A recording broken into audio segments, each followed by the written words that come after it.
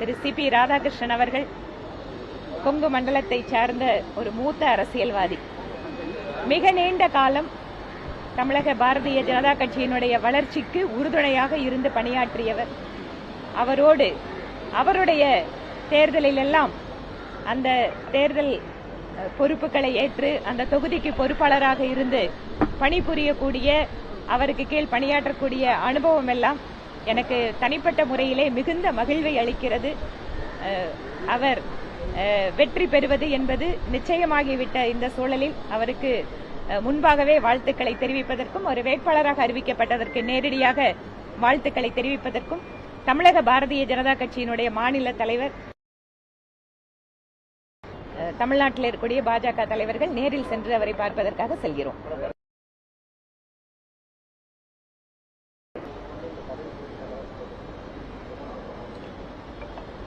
யாரை வேட்பாளராக அறிவிச்சாலும் உடனே இது தேர்தலுக்காக கொடுக்கிறது. வருஷம் முழுக்க நம்ம நாட்டில்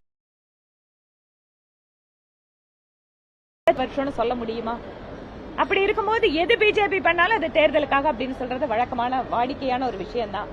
அதனால இதுல தேர்தல் வருது இல்ல என்பதெல்லாம் தாண்டி இது தமிழகத்திற்கு எவ்வளவு ஒரு பெரிய வாய்ப்பு. ஏனென்றால் மறைந்த ஐயா காமராஜர் அவர்களுக்கு பின்பாக மிக நீண்ட காலம் தேசிய அரசியலில் ஒரு தேசிய முக்கிய பொறுப்புகளுக்கு செல்லக்கூடிய தமிழர்கள் என்பது எண்ணிக்கை மிக மிக குறைவானது. காங்கிரஸ் கட்சியிலே கூட ஒரு சில நபர்களை தவிர நம்ம வேற யாரையுமே முடியாது. இப்போது பாரதிய ஜனதா கட்சி அந்த நிலைமையை மாற்றிக்கொண்டு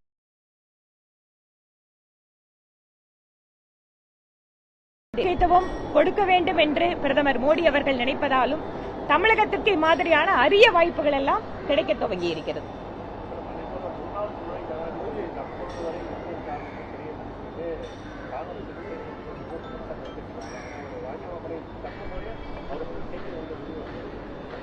இதெல்லாம் ஒரு காரணங்களா?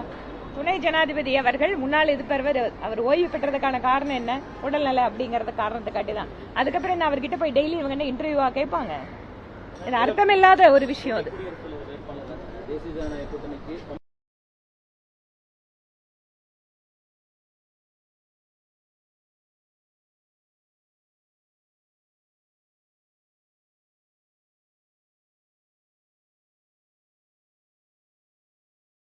நியாயமாக இருக்க முடியும்.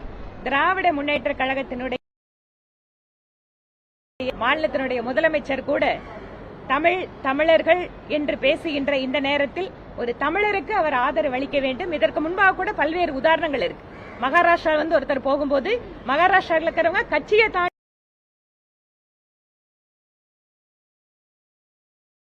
இல்ல அந்த கட்சி இன்று இருக்கக்கூடிய திருமதி திரௌபதி முர்மு அவர்களுக்கு ஆதரவு கொடுத்தாங்க. அதனால் ஒரு தமிழருக்கு திராவிட முன்னேற்ற கழகம் ஆதரவு கொடுக்கும் என நாங்கள் நம்புகிறோம், எதிர்பார்க்கிறோம். இந்திய கூட்டணி சார்பில் திருச்சி சிவா அவர்கள் எம்பி குடியரசு துணைத் தலைவர் வேட்பாளராக அறிவிக்கப்படலாம் என்ற தகவல் வெளியாயிருக்கு. பார்க்கலாம், அறிவிக்கப்பட்டதுக்கு அப்புறம் பார்ப்போம். நன்றிங்க. ஆனா எப்படி இருந்தாலும் ஜெயிக்க போறது நாங்க தான்.